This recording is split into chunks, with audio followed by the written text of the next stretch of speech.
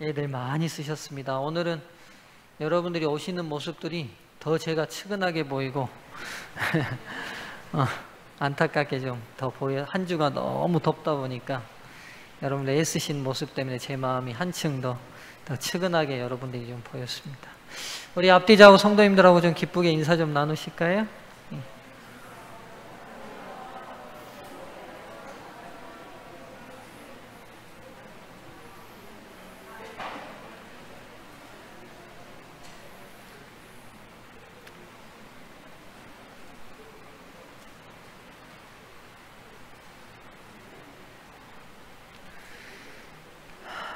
예.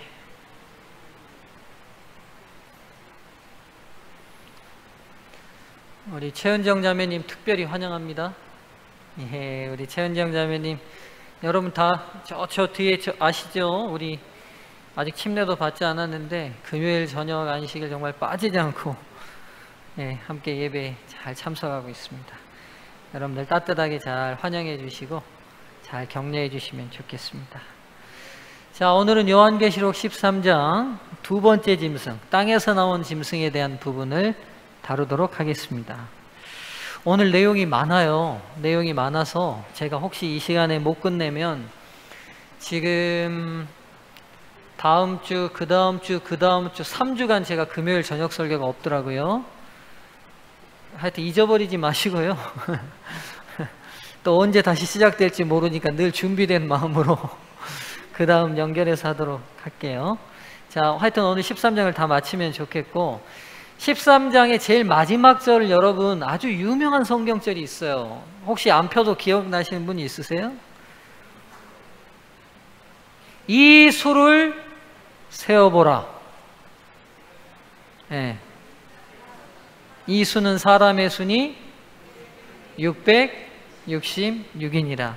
이 부분은요 따로 떼서 할 겁니다. 오늘은 여기까지 다루지 않고요, 666에 대한 여러 분분한 의견들이 많아서 666은 다음 시간에 제가 따로 떼서 설교를 하도록 할게요. 오늘은 이제 땅에서 나온 짐승 다루도록 하겠습니다. 11절에 드디어 땅에서 나온 짐승이 공개됩니다. 자, 오늘 본문은 11절부터 18절인데요. 11절부터 18절입니다. 제가 천천히 읽겠습니다. 여러분 읽으시면서 뭐 하셔야 된다고요? 머릿속으로 장면을 상상하셔야 됩니다. 자, 내가 보매 또 다른 짐승이 땅에서 올라오니 어린 양같이 두 뿔이 있고 용처럼 말을 하더라. 그가 먼저 나온 짐승의 모든 권세를 그 앞에서 행하고 땅과 땅에 사는 자들을 처음 짐승에게 경배하게 하니 곧 죽게 되었던 상처가 나은 자니라. 큰 이적을 행하되 심지어 사람들 앞에서 불이 하늘로부터 땅에 내려오게 하고 짐승 앞에서 받은 바 이적을 행함으로 땅에 거하는 자들을 미혹하며 땅에 거하는 자들에게 이르기를 칼에 상하였다가 살아난 짐승을 위하여 우상을 만들라 하더라. 그가 권세를 받아 그 짐승의 우상에게 생기를 주어 그 짐승의 우상으로 말하게 하고 또 짐승의 우상에게 경배하지 아니하는 자는 몇이든지 다 죽이게 하더라. 그가 모든 자 곧 작은 자나 큰 자나 부자나 가난한 자나 자유인이나 종들에게 그 오른손이나 이마에 표를 받게 하고 누구든지 이 표를 가진 자 외에는 매매를 못하게 하니 이 표는 곧 짐승의 이름이나 그 이름의 수라. 지혜가 여기 있으니 총명한 자는 그 짐승의 수를 세어보라. 그것은 사람의 수니 그 수는 666이니라. 아멘. 자, 오늘 이제 땅에서 나온 짐승, 이 내용의 구조를 보면요 크게 두 부분으로 나눌 수 있습니다. 11절과 12절부터 18절인데요 11절은 땅에서 나온 짐승에 대해서 묘사하고 있고요, 12절부터 18절은 땅에서 나온 짐승의 이제 활동을 기록하고 있습니다. 여기서 우리가 좀 주목해 봐야 될 단어가 또 다른 짐승, 11절에 기록된 또 다른 짐승이 나오는데요, 여기 다른이라는 단어가 원어로 알로스라는 단어인데 의미는 완전히 다른 게 아니라 같은 종류의 또 하나예요. 이해되시죠? 어떤 다른 건지 이해가 되시죠? 그렇죠?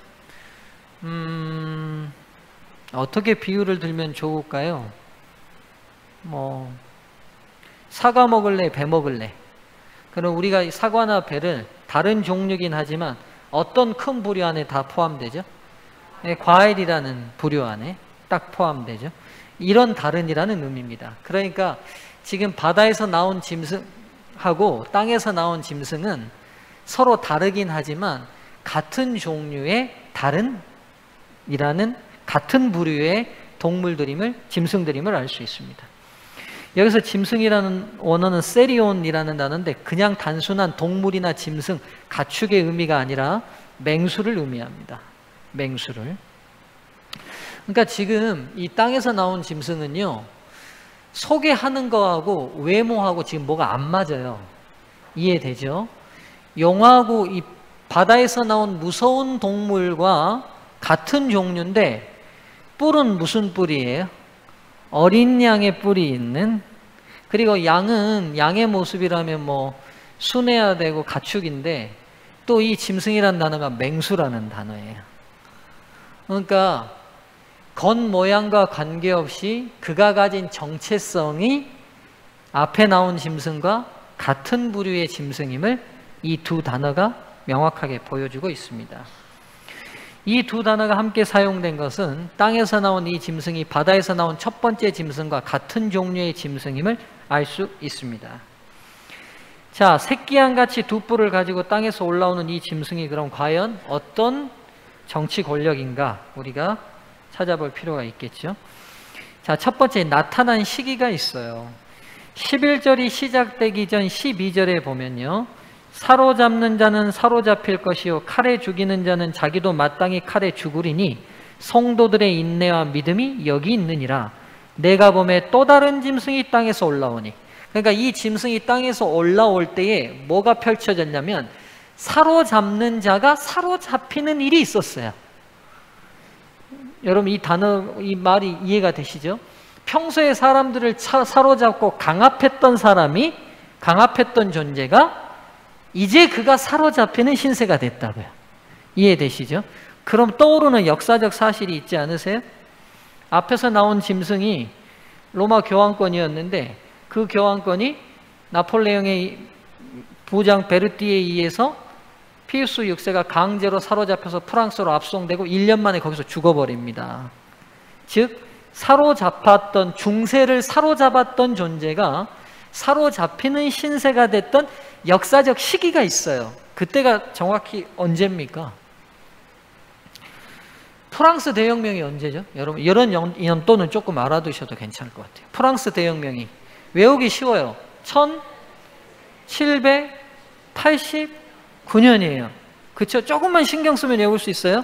1789예요. 789. 1789거든요.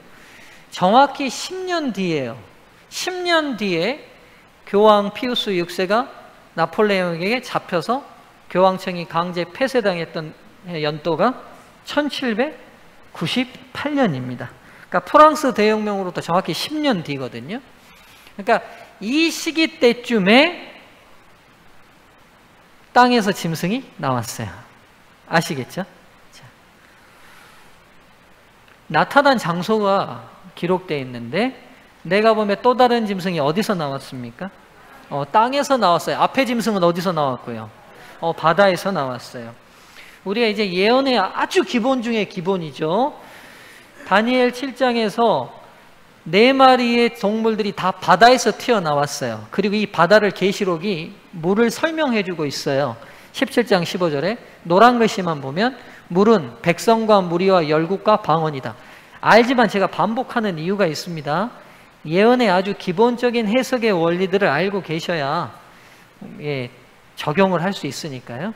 그래서 물은 백성과 무리와 열국과 방언들이에요. 즉 문화를 이루고 여러 국가들이 함께 모여있는 지역에서 생겨나고 돌출되는 상황들을 물에서 동물들이 나온 것으로 다니엘 7장의 계시가 우리에게 보여줬어요.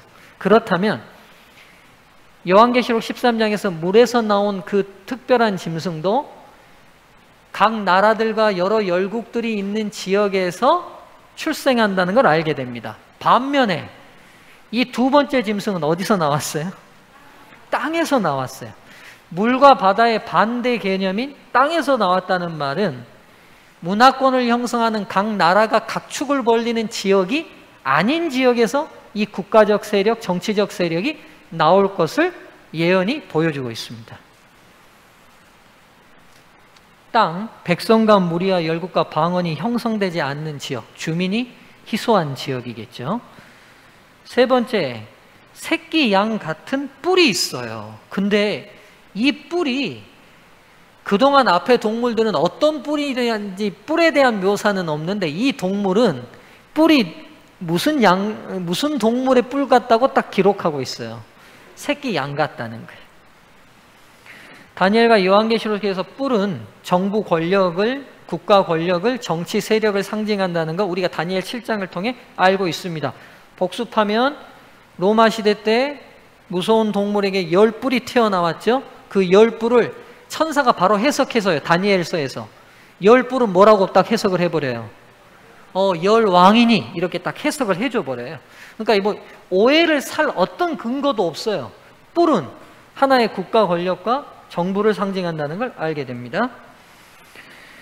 요한계시록은 예수 그리스도를 계속 뭐라고 묘사하고 있어요, 지금? 새끼 양, 어린 양이라고 자꾸 묘사하고 있잖아요. 일찍 죽임을 당한 어린 양과 같더라. 예수님을 자꾸 이렇게 묘사하고 있는데 이런 묘사가 29회나 돼 있어요. 그럼 지금 이 땅에서 나온 짐승은 새끼 양 같은 뿔이 있다는 건 뭘 의미하는지를 우리가 대입시켜 본다면 이 나라의 건국 통치 철학이 그리스도와 같은 정신으로 시작됐다는 걸 알 수 있어요. 맞죠? 네. 단순한 권력이 아니라 새끼 양 같은 뿔을 통해서 이 나라는 통치 철학, 국가가 세운 통치 철학이 예수 그리스도의 정신과 일치된 통치 개념을 실현하려는 나라였다는 걸 알게 됩니다. 네 번째, 이 정치 세력의 영향력은 저가 먼저 나온 짐승의 모든 권세를 그 앞에 행하고라고 돼 있어요. 그럼 앞에서 나온 짐승이 뭐였는지 우리가 해석했어요. 중세를 휘어잡았던 로마 교황권이었어요. 즉 로마 교황권의 전성기 때 아주 유명한 말이 있죠. 교황은 태양이고 황제는 달이다.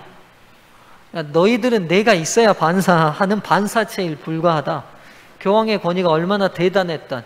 그래서 유럽 전역이 이 교황의 서슬 아래 다 지도력을 받고 있었던, 강력한 힘을 행사했던 것처럼 땅에서 나온 짐승 또한도 어떻게 했다는 거예요? 그 권세를 이어받았으니까 이 정치 국가 세력도 온 세계에 영향력을 미치는 뭘 갖는다? 힘을 갖는다는 걸 알게 됩니다. 예언이 계시하고 있는 부분만 우리가 해석을 해봤어요. 1798년 교황권이 상처를 받을 무렵에 등장하고 주민이 희소한 지역에서 일어나야 되고 그리스도와 같은 통치 철학이 있는, 기독교적 통치 철학이 있는 국가 권력이어야 되고, 네 번째는 로마가 중세를 지배했던 것처럼 전 세계에 가장 강력한 영향력을 미치는 나라여야 됩니다. 이 네 개에 맞는 지금 현재 가장 적합한 나라가 어디입니까, 여러분? 예, 어딘가요?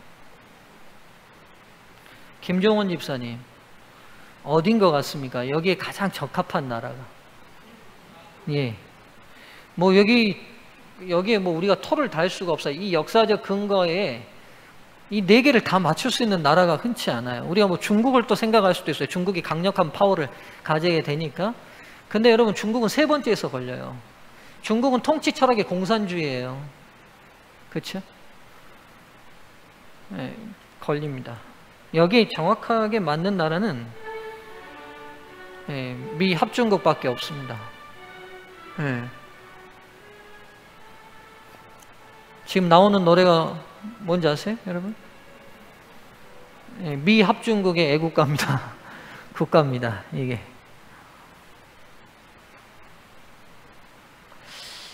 자, 이 몇 줄 안 되는 예언이요. 저는 이제 예언을 어렸을 때부터 이렇게 재림교인으로 크면서 예언을 공부하면서 제가 굉장히 놀라운 게 뭐냐면, 예언이 자세하고 많은 내용을 기록하고 있지 않지만 몇 줄 되지 않는 특징이 누구인지를 정확하게 알 수밖에 없는 특징들로 몇 줄을 딱 기록해 놨어요.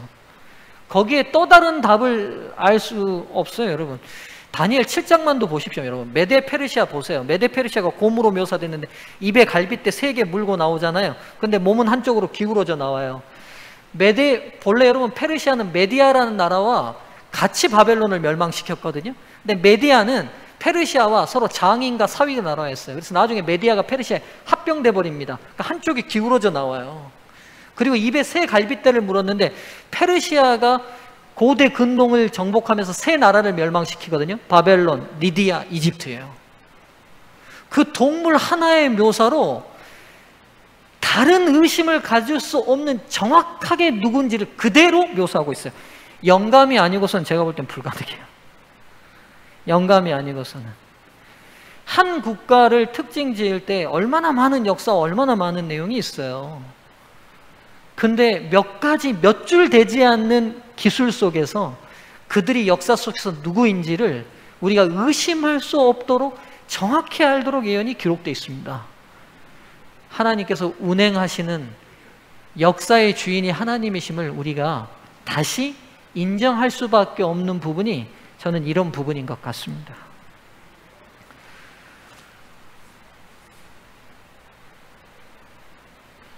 미국이 세계 강국으로 출현하게 된 여러 배경들 속에 가장 강력한 대립됐던 게 소련이었습니다. 여러분, 근데 이제 뭐 소련이 끝내 해체되고 미국의 새로운 슈퍼스타 미국이 탄생하게 되죠. 자, 바다 짐승과 땅 짐승의 출생의 현저한 차이를 극복한 역사적 연합의 시작을 좀 제가 다루어야 될 것 같습니다. 여러분, 지금 앞에 짐승과 뒤에 짐승은요, 같을래야 같을 수 없고 연합할래야 연합할 수 없는 나라들입니다. 왜냐하면, 자 보세요.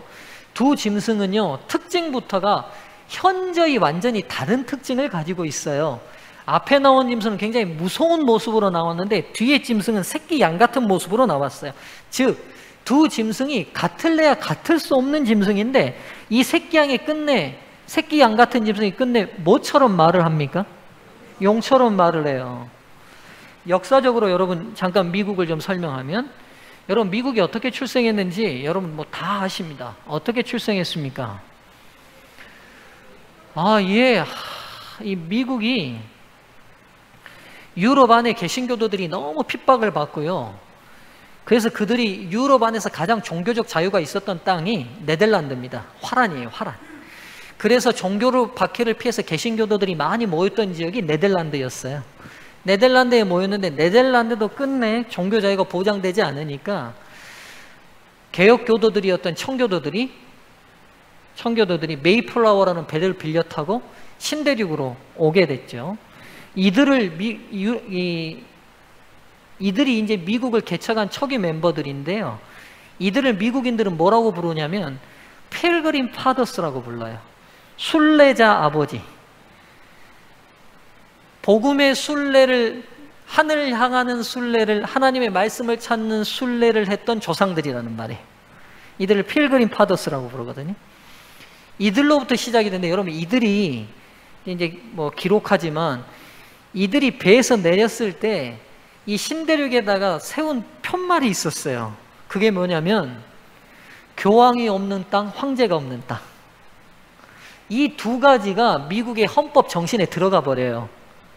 그래서 독재 정치 못하는 민주 정치를 선택하고 종교가 언제든지 자유롭게 양심에 따라 선택할 수 있는 나라가 되도록 헌법의 정신으로 들어가 버리죠. 이렇게 시작된 나라입니다. 캐토릭의 박해를 피해서 신앙적 자유를 통해서 오다 보니까 유럽 안에 여러 박해받았던 많은 개신교도들이 미국으로 다 신앙의 자유를 찾아 오게 됩니다. 그래서 여러분 미국과 캐톨릭은 쉽게 하나 되기가 연합하기가 쉽지 않는 출생적 한계가 있어요. 1979년 미국의 건국 이래 가장 역사적인 사건이 9월 18일 날 벌어지는데 그게 바로 요한 바오로 2세 교황이 미국을 방문한 겁니다. 워싱턴 스타즈라는 이 저널이 이렇게 기록을 해놨어요. 이날을 교황이 미국을 한번 방문한다는 것은 상상만 해도 벼락을 맞을 일이었다. 그러나 이제 역사상 최초의 폴란드인 교황 요한 바오로 2세가 그의 놀라운 선거를 치른 지 1년 후에 온 세계의 하늘에 빛나는 별로서 만 7일간을 우리와 함께 지내겠다는 약속 아래 우리 미국에 오게 되었다. 그 나라 사람들이 쓴 거예요. 자기들이 봐도 자기들의 출생의 정신에 비해 이루어질 수 없는 역사적 사실이 이루어진 거예요.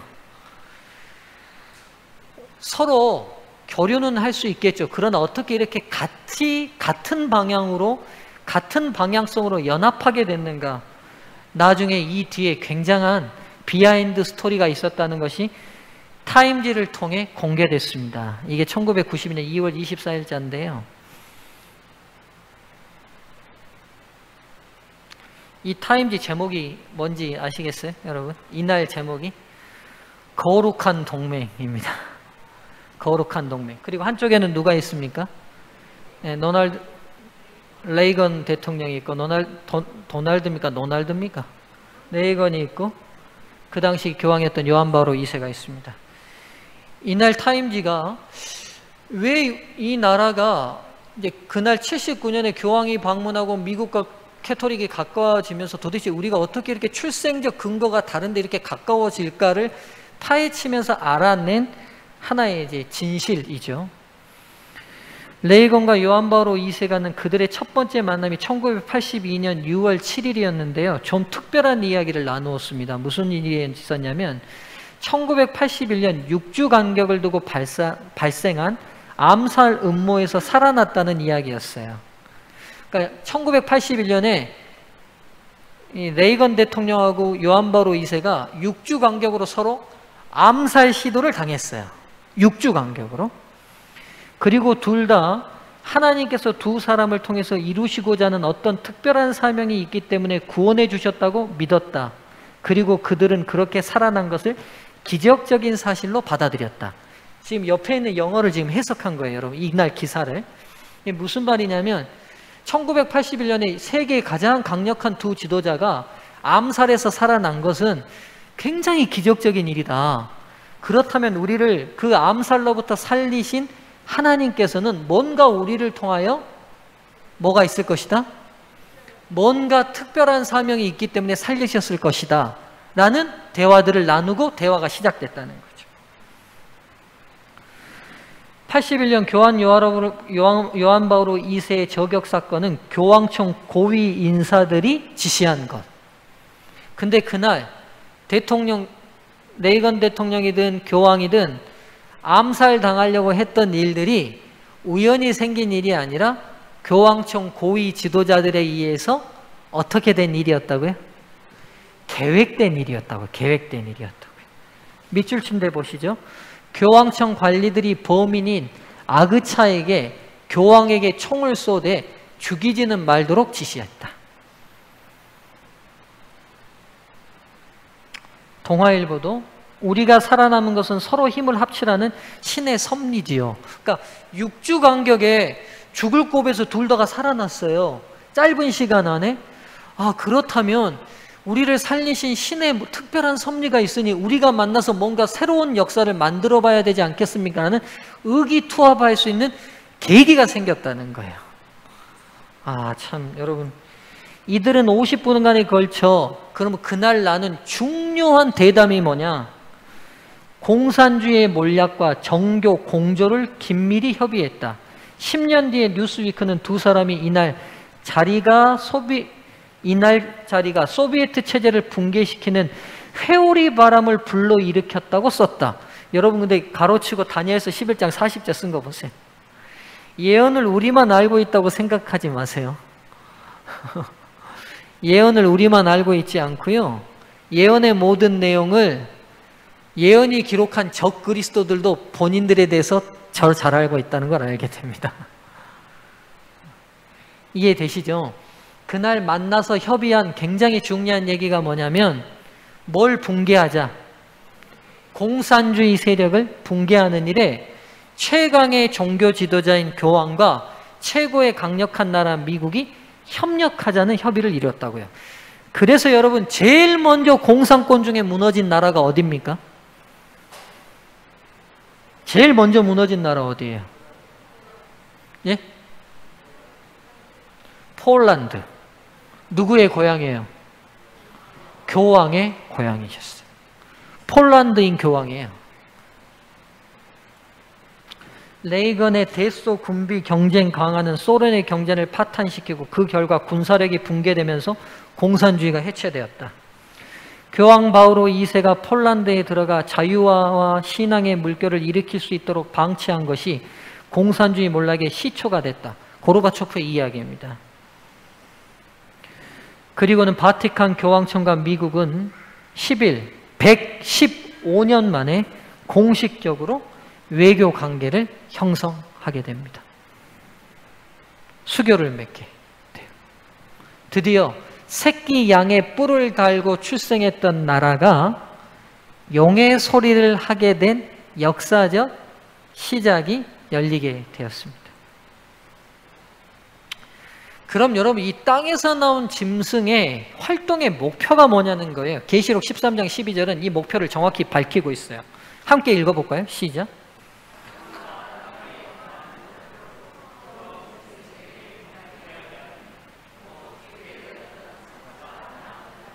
예.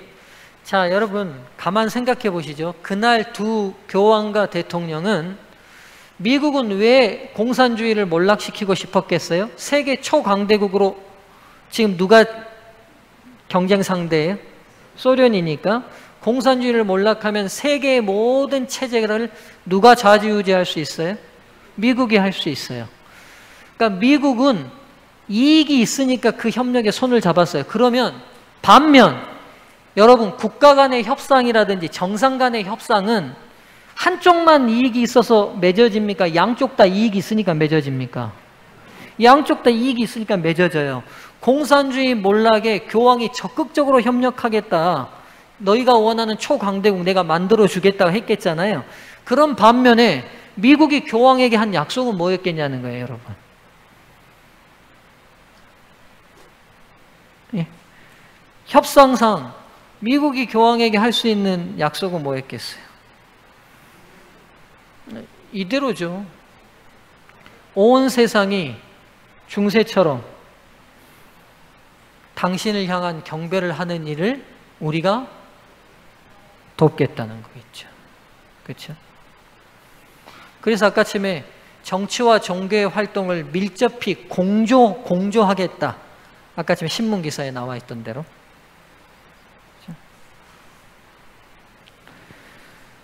그래서 모든 세상을 바다 짐승에게 경배하도록 하기 위한 땅 짐승의 활동을 세 가지로 계시록이 기록하고 있어요. 예언하고 있는데 첫 번째 13절에 불이 내려오게 하고 14절에 이적을 행하겠대요. 즉 이적을 통해서 세상을 미혹시켜서 짐승에게 바다 짐승에게 경배하도록 인도하겠다고 말합니다. 두 번째는요. 14절 짐승을 위한 뭘 만들겠대요? 우상을 만들겠대요. 15절 짐승의 우상에게 경배하지 않는 자는 나중에 박해까지 하겠다고 약속합니다. 16절 또 뭐 하겠답니까?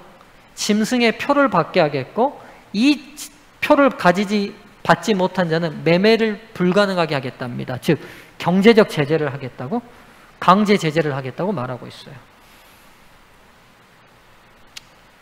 자, 하나하나 살펴보죠. 땅 짐승의 첫 번째 활동은 하늘에서 불이 내려오게 하는 이적들을 행해서 미혹하겠답니다. 세상을. 자, 여러분 성경 예언에서 땅에서 나온 짐승이 기적을 행함으로써 인류를 기만할 것을 묘사하고 있어요.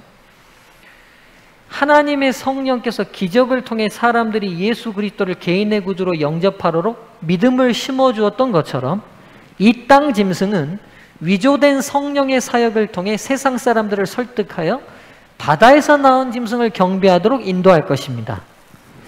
자, 제가 12장 시작하면서 했던 얘기를 기억하세요. 아버지 하나님, 아들 하나님, 성령 하나님을 용과 땅에서 나온 짐승과 바다에서 나온 짐승이 그대로 모조한다고 말씀을 드렸죠. 그렇죠? 그래서 우리가 12장 바다에서 나온 짐승을 볼 때 성부께서 성자를 즉위시켰던 장면을 그대로 사탄이 용에게 권세를 주는 것으로 모조하죠. 그렇죠? 모조했어요. 동일하게 성령께서 사람들의 마음을 변화시키고 기적을 일으켜서 예수님께로 인도하는 것처럼 땅에서 나온 짐승은 기적적인 방법들을 통해 세상 사람들을 누구에게로 인도하겠다고요? 바다에서 나온 짐승에게로 인도하겠다고요. 네. 이해되시죠? 그래서 지금 이들의 활동이 특별한 게 아니라 하나님께서 인류를 구원하시는 사역들을 그대로 모방하고 있다는 사실을 알 수 있어요. 네. 세 번째, 하늘에서 불이 내려오게 하는 기적은요, 여러분 성경 어디에 기록되어 있어요? 구약 성경에 엘리야가 갈멜산에서 바알과 아세라 선지자와 대결하면서 진짜 경배의 대상이 되시는 참 하나님이 누구신지를 확인시키는 증거로서 이루어진 기적이에요. 맞죠? 이게 중요해요. 지금 왜 그들이 굳이 예언이 왜 하늘에서 불이 내려오는 기적을 행하겠다 이 말을 하냐면 이 불이 내려오게 한 기적이 가진 의미가 뭐냐는 거예요. 바알과 아세라 선지자가 그리고 엘리야가 너희가 섬기는 하나님이 진짜 하나님이신지 내가 섬기는 하나님이 진짜 하나님이신지 우리가 누구에게 예배하는 게 합당한지 진짜 대결 한번 해보자. 그리고 진짜 하나님이 여호와시라는 것을 증거하는 증거로서 임한 기적이 뭐였어요? 하늘에서 뭐가 내려오는 거였어요? 불이 내려오는 거였어요. 이해되시죠? 그러면 땅에서 나온 짐승이 동일하게 나타나는 기적만으로 볼 때는 정말 참 하나님이 베푸시는 기적인 것처럼 하는 기적을 그대로 뭐 하겠다? 재현하겠다는 거예요. 맞잖아요. 그렇죠?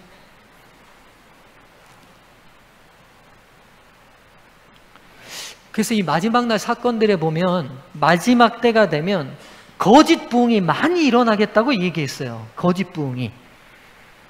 근데 그 거짓 부흥과 함께 동반될 중요한 일들이 뭐냐면 기적과 이적일 거예요. 어느 교회에 어디서 장애인들이 회복되고 병자가 낫고 암이 치유되고 하는 일들이 일어날 거라는 거예요. 예수님께서 기적을 통해 갈릴리 바다를 유대 땅들을 거두시면서 기적을 통해 사람들의 마음을 얻으셨던 것 같은 동일한 일들이 많이 일어날 거라는 거예요. 자, 네 번째, 이 어린 양과 같은 짐승은 하나님의 진정한 선지자가 참 하나님을 증거했던 기적을 사용해서 자신을 위장하게 될 겁니다. 그러니까 겉으로의 모습으로는 그가 하는 행동으로는 우리 눈에 보는 현상으로는 도저히 구별할 수 없을 만큼 참 선지자다울 거라는 거예요. 이해되시죠? 다섯 번째, 또한 하늘에서 불이 내려오게 하는 것은 성령이 불의 혀처럼 제자들에게 임했던 오순절 사건을 그대로 모조하고 있어요. 맞죠? 불이 내려왔던 대표적인 신약의 사건이 뭐냐면 오순절 다락방의 사건이에요. 성령이 불꽃처럼 임하셨잖아요. 그렇죠? 이건 뭘 의미하겠어요? 성령의 임재로 이루어진 방언과 기적의 역사를 통해 복음이 신속히 세상에 전파됐던 것처럼 마지막 시대 성령의 역사처럼 보이는 강신술의 활동을 통해 세상이 신속하게 바다에서 나온 짐승에게로 이끌림을 받게 될 것입니다. 예, 아주 신속하게. 예. 두 번째입니다. 땅 짐승의 활동 두 번째는 짐승을 위하여 뭘 만들겠다는 겁니까? 우상을 만들겠대요. 여기서 여러분, 이 짐승의 우상이 뭐냐는 거예요. 이 우상이라는 단어가 에이콘이라는 단어인데요. 상, 형태, 모습, 우상, 모양, 모습, 초상, 비슷한 외관입니다. 그리스도는 하나님의 에이콘이니라 이렇게 쓰이는 말이에요. 그럼 짐승의 우상을 만들겠다는 게 뭘까? 여기서 짐승은 앞에서 나온 짐승이에요. 그러니까 지금 로마 교황권을 그대로 닮은 뭔가를 만들겠다는 거예요. 그렇죠?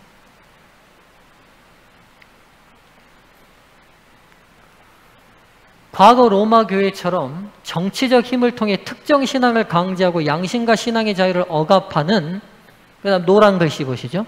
종교와 정치의 일치체제. 여러분, 지금 새끼 양 같은 나라가 건국되면서 그 나라의 가장 중요한 법 정신이 뭐냐면 정치와 종교는 뭐한다? 분리한다는 거예요. 이거 굉장히 중요한 정신이에요. 왜냐하면 정치와 종교가 일치돼서 종교가 정치를 지배했을 때 국가 권력이 사람의 양심 따라 신앙을 선택하는 걸 강제하고 그걸로 핍박하고 정치적 권력을 사용해서 중세 1000년 동안 너무나 많은 피를 흘리고 너무나 많은 사람이 죽어갔어요. 그래서 다시는 이런 일들이 반복되지 않도록 하기 위해 미국은 이 새끼 양 같은 뿔의 중요한 정신이 뭐냐면 어떤 권력도 어떤 정치적 힘도 개인의 양심에 따라 선택한 문제에 대해서 강제한다 못한다 할 수 없다는 거예요. 근데 이 짐승이, 원래 바다에서 나온 짐승이 가지고 있었던 이 정신, 정치와 종교를 일치시켜서 그 종교를 정치적 힘으로 강제화시키는 이 일들을 다시 재현시키겠다는 거죠. 비관용의 정책의 재현, 이게 짐승의 우상이라고 볼 수 있어요. 종교의 자유를 헌법으로 보장하고 있는 미국이 로마 교회와 제의하고 지원하기 위해 헌법을 무시한 혹은 변경할 것이다. 그래서 여러분, 대총회 종교자유부는, 대총회 안에 종교자유부가 굉장히 왕성한 활동을 하는데 늘 유심히 보는 게 있어요. 그게 뭔지 아세요? 미국의 정책 활동이 혹여라도 수정헌법에 손을 대려고 하지 않는지. 네. 미국의 수정헌법, 정치와 종교를 분리시키는 이 수정헌법 자체에 손을 대려고 하는지를 계속 모니터링합니다. 모니터링해요. 그리고 계속 미국의 또 다른 정치적 세력들은 어떻게든 미국 초창기 때처럼 각 주가 가지고 있었던 강제된 법령들, 일요일 휴업령이나 이런 것들을 회복시키려는 정치 활동들을 계속해요. 그래서 우리 대총회가 혹여라도 그런 사인이나 국회에서 그런 활동들이 보이면 바로 종교자유부 활동에 들어가요. 종교자유부 활동이. 왜냐하면 이게 단순히 우리가 안식일을 지키고 안 지키고의 문제가 아니라 짐승의 우상이 재현되는 시그널이 될 수 있기 때문입니다. 시간이 없으니까 이거 다 넘어갈게요. 여러분, 우리가 다 아는 것처럼 미국이 제국으로 가고 있다는 기사들이에요. 제국. 로마 제국처럼. 이게 그러니까 우리가 쓰는 기사가 아니라 일반 신문 기사들이에요. 그러니까 일반인들이 봐도 미국이 강력한 슈퍼파워로 세상을 통제하려고 하는 모습이 자꾸 보이는 거죠. 여러분, 우리도 말할 것도 없죠. 여러분, 미국 경제가 어떻게 되느냐에 따라서 우리가 얼마나 많은 영향을 받습니까? 그뿐만 아니라 미국의 입김에 우리가 얼마나 많이 좌우됩니까? 세 번째 활동입니다. 오른손이나 이마에 뭐를 받게 하겠다? 표를 받게 하겠다는 거예요. 자, 보시죠. 이제 이 연합체의 압박에 굴복하는 사람들은 짐승의 이름이 새겨진 뭘 받겠다? 표를 받겠다는 거예요. 자, 성도님들, 잠깐요, 기지개 한번 펴세요. 여러분들 많이 피곤하신 것 같은데 요것만 하고 제가 마칠게요. 예, 중요한 부분이니까. 예. 자, 아유, 얼마나 수고가 많으셨어요. 그래서 제가 이 계시록 내용을 금요일 저녁에 이게 피곤할 때 해야 되나 어떻게 해야 되나 고민이 늘 많은데, 그래도 한 번은 시작을 했어요. 끝을 내야 될 것 같아서 합니다, 여러분. 자, 이 연합체의 압박에 굴복하는 사람들은 짐승의 이름이 새겨진 표를 그들의 어디와 어디에 맞습니까? 오른손과 이마에 표를 하겠다고 돼 있어요. 이 짐승의 표는 모든 세상 사람들에게 강요될 거예요, 여러분. 그 표를 받는 다른 것은 짐승의 권위를 인정하고 경배한다는 의미가 내포된 강요예요. 이 짐승의 표는 뭐와 반대되는 개념입니까? 하나님의 인과 반대되는 개념이에요. 자, 짐승의 표를 오른손이나 이마에 받도록 하는 것은 여러분 이것도요, 그들의 독창적인 게 아니에요. 신명기 어디를 반복하고 있어요? 6장 8절을 그대로 흉내내고 있어요. 너희는 여호와의 말씀을 내 미간에 붙여, 그리고 내 손목에 메어, 내 미간에 비춰 표를 삼고 내 손목에 붙여 기호로 삼으라는 신명기 쉐마의 말씀을 그대로 따르고 있어요. 그대로 모조하고 있다고요. 그래서 여러분, 계시록이 아니고는 죄송한 얘기인데, 죄송한 얘기가 아니고, 계시록이 아니고는요 정체를 절대로 알 수 없어요. 겉으로 나오는 모든 정체가요 철저히 성경적이에요. 아시겠어요? 앞으로 바다에서 나온 짐승이든 땅에서 나온 짐승이든 미국이든 캐토릭이든 하는 모든 일들을 보면요 성경적일 거예요. 겉으로는요.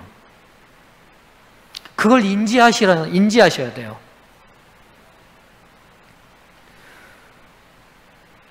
다섯 번째, 요한계시록에서 최후의 위기 때의 중심이 되는 문제가 뭐냐?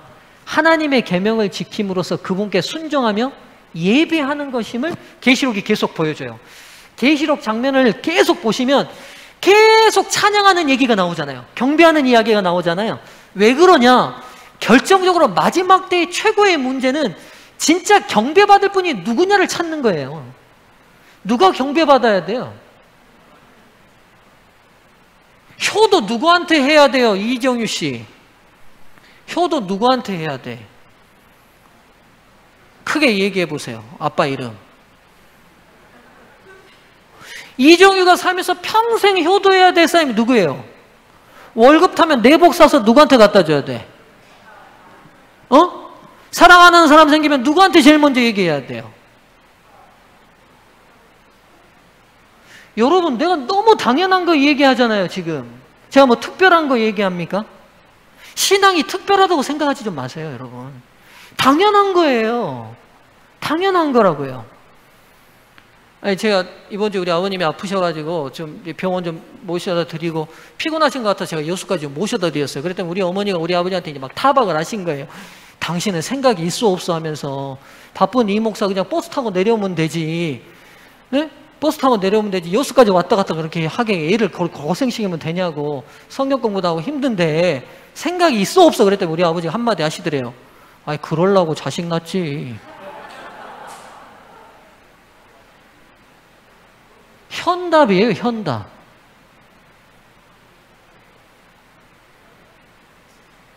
신앙이 특별한 거 아니에요, 여러분. 내가 자식이면 우리 아버지를 향해서 우리 어머니를 향해 내가 할 수 있는 최선의 효를 다하는 게, 소학에 그래서 사람의 행동 가운데 효도가 근본이라고 말하잖아요. 100행지 중에 10,000가지 행동 가운데 가장 중요한 게 효라고 얘기하잖아요. 확대해서 생각하면 딱 맞잖아요. 우리가 인간된 도리로 가장 해야 될 도리가 뭐예요, 여러분? 하나님 예배하는 거 아니에요? 우리 생명이 다 어디서 왔어요? 우리가 누리는 이 모든 것들 다 누가 주신 거예요? 그분 찬양하고 그분에 경배하는 것이 얼마나 당연한 일입니까? 근데 이 당연한 일에 대해서 세상이 이상히 여겨요. 그리고 더 나가서 받아야 될 대상을 바꾸기 위하여 사단이 온 정치 권력과 종교 권력을 사용해서 이 마지막 때 온 세상을 압도하려고 그래요. 그걸 계시록이 밝히고 있는 거예요. 그게 계시록이 우리한테 말해요. 그래서 저는 계시록 연구하면서 한편 하나님께 미안한 마음이 들었어요. 제 미안한 마음이 무슨 마음인지 아시겠어요? 너무 당연한 건데 이 당연한 것을 이렇게 여러 가지로 설명해야 될 만큼 당연한 게 당연하게 안 된 세상을 만든, 그럼에도 불구하고 인간을 사랑하시는 하나님. 네. 온 세상은 하나님께 경배하는 자들과 짐승에게 경배하는 자들, 이렇게 두 부류로 나뉘게 될 겁니다. 여러분, 짐승에게 경배한다는 것이 특별히 우리가 로마 교회를 섬기고, 여러분 그런 차제의 문제가 아니에요. 짐승, 즉 미국과 로마 캐톨릭이 가진 가장 중요한 정신이 뭔지 아세요? 자기들을 경배하라는 게 아니라 네 스스로를 네가 경배하라는 거예요. 그게 짐승의 정신이에요. 사탄의 정신이 뭐예요? 경배받아야 될 하나님이 아니라 누가 경배받고 싶었어요? 내가 내 스스로에게. 너희들도 그렇게 다 하면 누구랑 똑같아지는 거예요? 사단과 똑같아지는 거예요. 짐승이 하겠다는 일과 똑같아지겠는 거예요, 여러분. 도덕적으로 좋은 일을 많이 하고 우리가 착하게 사는 거 아무 관계 없어요. 그렇게 하면 할수록 교만한 사람은 더 교만해져요. 내가 이런 사람이라고. 그럼 여러분, 그거 얼마든지 착해도요, 사탄과 똑같은 거예요. 그거예요, 여러분. 우리가 뭐 특별히 뭐 미국을 뭐 좋아하고 미국 찬양하고 뭐 성적이 흔들고 이런 문제가 아니에요. 미국과 중세를 지배했던 로마 캐톨릭이 가졌던 정신, 물려받았던 사탄의 정신, 하나님이 아니라 인간 스스로가 경배받는 대상이 돼야 한다라는 그 정신에 온 인류가 물들면 우리가 짐승에게 경배하는 거예요. 끝까지 하나님 편에 서서 그분을 예배하는 자들의 특성은 계시록 12장 17절, 14장 12절에 하나님의 계명을 지키는 것으로 분명히 표현됩니다. 오늘 여기까지만 할게요. 더 하면 뒤에 내용이 아주 중요하게 다뤄야 될 내용이 있어가지고요.